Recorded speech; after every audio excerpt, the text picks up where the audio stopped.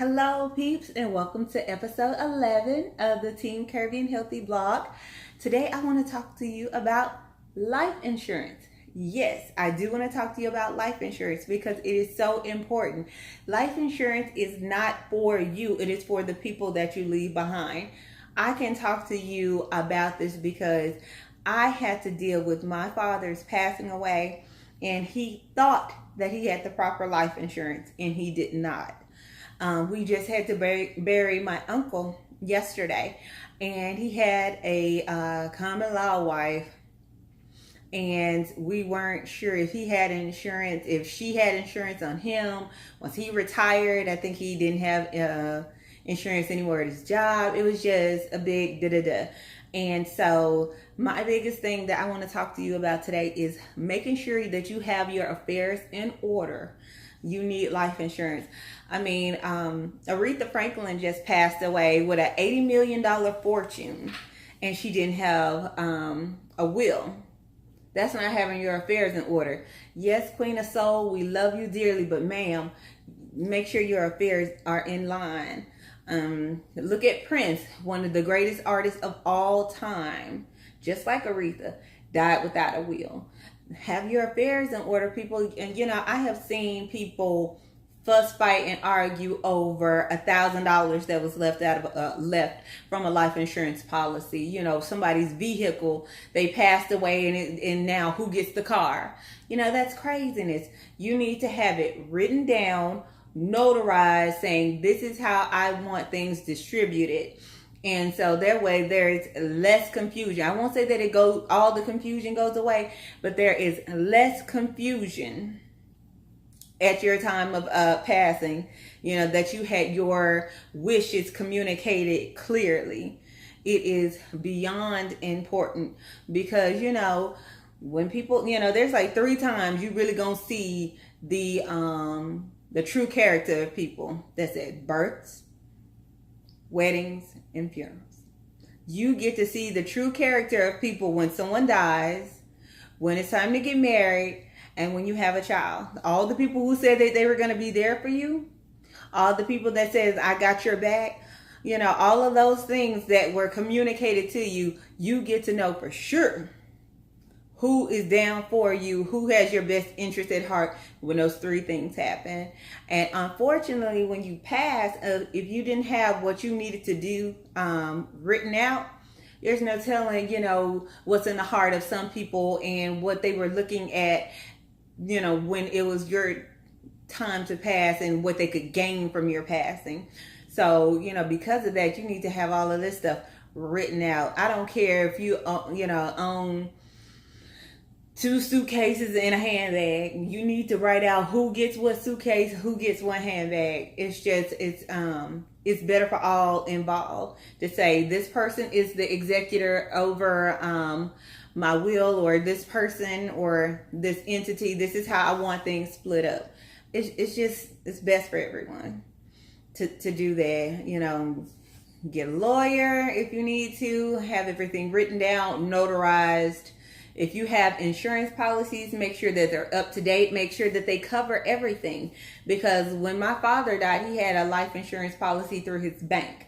And so he always used to tell us, oh, when I die, y'all gonna be taken care of. I have a $200,000 policy. And so that's what we thought. And when he passed away of natural causes. Turns out that his life insurance policy was for accidental death. So we went from knowing that we could bury him properly with $200,000, we have coverage, and then, we have this policy that can pay off his bills, make sure the family's straight once he's gone. We went from $200,000 to literally zero. Because you can't even get the money back that he paid into the premium over all of those years. You went from $200,000 to zero because my father did not make sure that he had the right type of life insurance policy. He died of natural causes, but his policy was for accidental death, so there's nothing that his family had to do about it. So me and my friends had to raise like $6,000 in a week to bury my father, and you don't want to put your loved ones through that. You don't want to have that on their minds of how they're going to properly lay you to rest. You should have made sure you took care of your business, because everybody has to die. Everybody has to go. So it's on you to ensure that you are laid to rest properly. That is not up to your family members to ensure that. They will do that because they love you, but it is ultimately you as a person to handle your business. There should not have to be GoFundMe's for you to bury you. There should not have to be donations to bury you. Now, once somebody passes and you want to get like a collection together to give to the family out of goodwill and say, hey, we're thinking about you. This is, get you some food, get you, just take care of some of those expenses during the time of bereavement, in lieu of flowers or something. That's fine. That's actually dope, but that's different. That's different than having to contribute to your burial fund. And like I said, I can talk about this because this is what happened to my dad. He didn't ensure that, he had the correct policy. And because of that, it was upon me and my family to ensure that we can bury him properly. So yes, my dad should have took care of business. He thought he did, but he should have had one of us look over it. He should have, and going back, maybe I should have said, Dad, let me take a look at your policy myself. Even though he said that he was straight, let me look for myself. Just because it's best for everyone. And I always tell people, about African Americans, the difference is the generations. A non-African American person, a non-Black person, when they pass away, when they're 70, 80, 90 years old, they're leaving their family $100,000, $200,000, $300,000 in a life insurance policy. Black people die, and you got to have a GoFundMe. It's sad and it's very unfortunate, and so it also contributes to the wage gap, the gap within families as far as in money.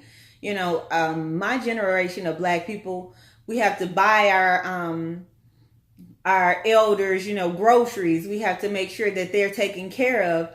Whereas some of the non-Black family members, or not even family members, but families, are vacationing, out of the country, and they get to go and travel because they saved and they did things in their retirement. They did different things with their money. And true enough, I know that back in the day and things like that, it was hard for you to do the things you need to do with retirement. There were really no 401k plans and everything for African Americans. I knew that things like that was hard. However, go get you a policy, even if it's just a $10,000 policy, so that your family can bury you properly. Now, if you can get more, point blank and period. I'm not going to tell you how much I have on me, because I don't need nobody trying to have no shooters come from me. Just know that if I pass, my children are going to be taken care of, because life insurance is not for me. It is for my babies. There's no reason that I should leave this earth and my children should have to worry about money. If they have to worry about money, it's because unfortunately I didn't prepare them, or I ill-equipped them to manage their money better. But it won't be because I left them broke and having to pay off my bills. No, my bills are my bills. My bills are not my children's bills. My bills are not for my children to have to deal with. That's inconsiderate, and that's wrong. And I refuse to pass on my my debt to my children. That is so wrong. That's one of the worst things you can do, is sit up there and take your child's social security number and put them in debt. If you're going to take it, build their credit. Do not get a light bill in your kid's name or a cell phone bill, whatever, and use your child's social security number, and you're not building their credit. You're deteriorating their credit. And then by the time that they get old enough to use their own social, it's all messed up. That is crazy. No, my debt is my own, and I'll never put my debt off on my children. It is not up to my children to pay my bills. I am a grown woman, and so therefore I should pay my bills myself. Even if my daughter became a millionaire, who's to say her $1 million is my $1 million? Where do we get off in this entitlement factor that our children have to pay for us? I'm not of that. I'm not of that. I'm straight. I don't want to pass on my debt to my children. I just don't.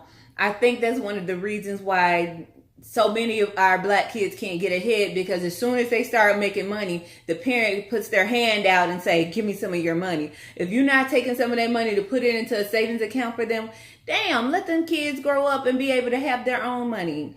As soon as kids start making a little money, you want to go take some from them, and you don't give them a chance to earn their money and keep their own money, because you already in debt, and now you got to need them to help you pay your bills because you as an adult mismanaged your own money.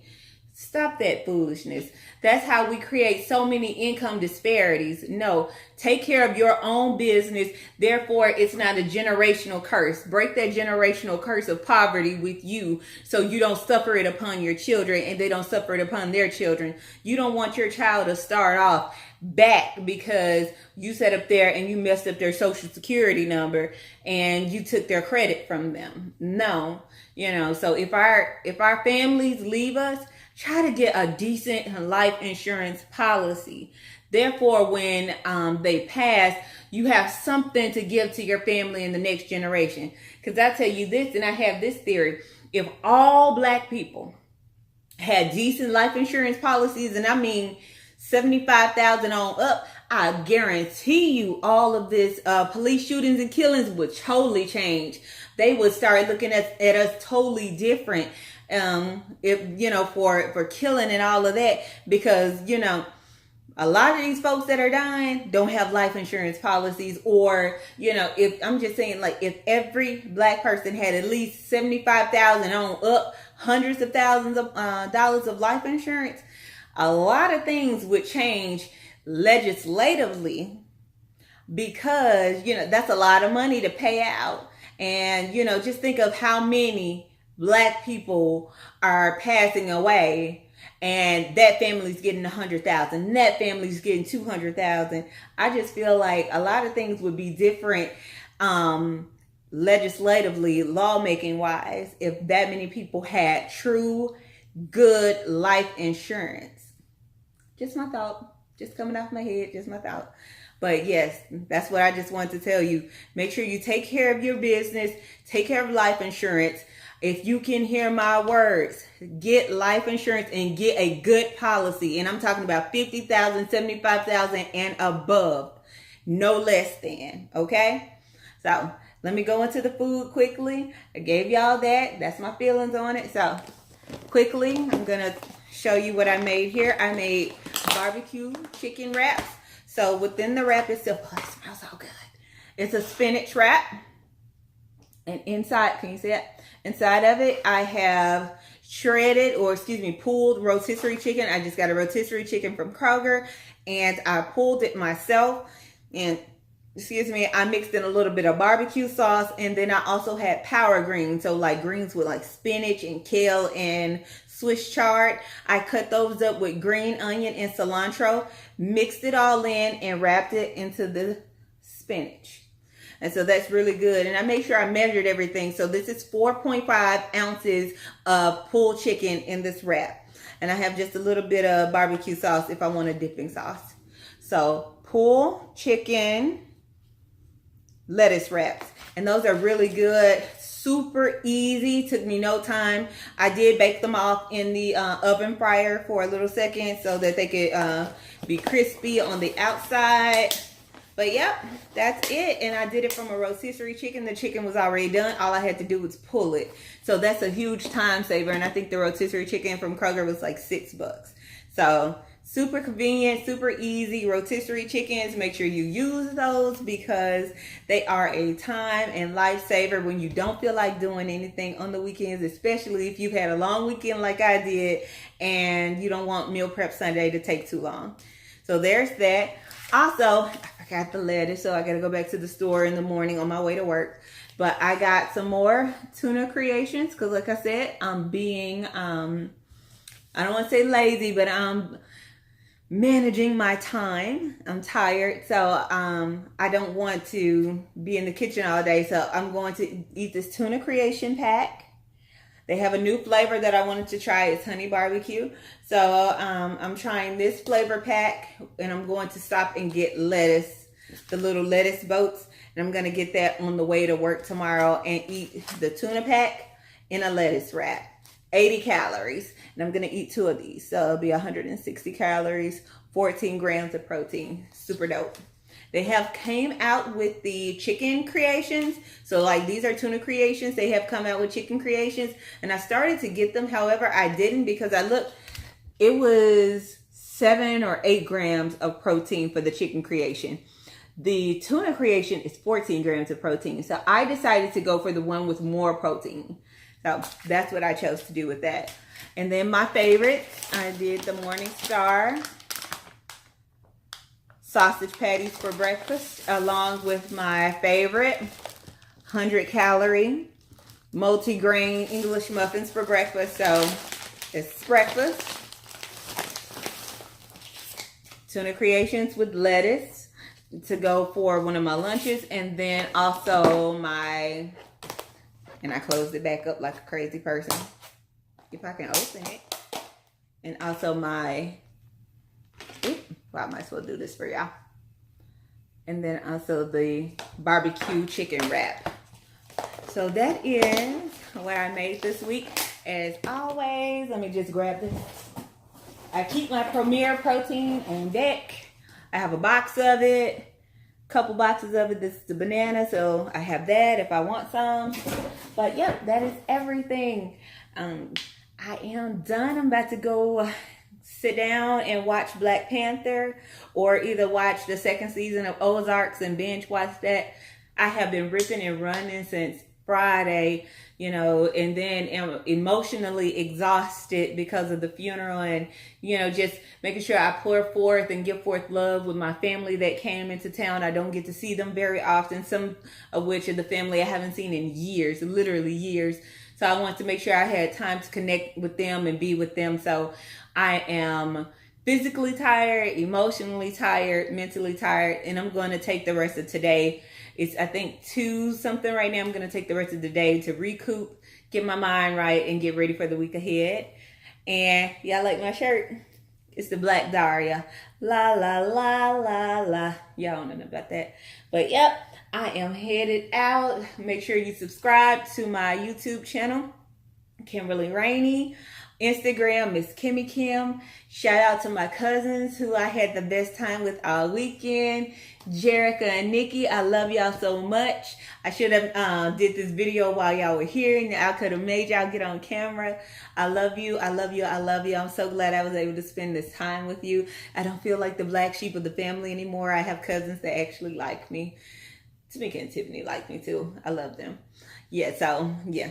Happy days, happy days, happy days, happy days.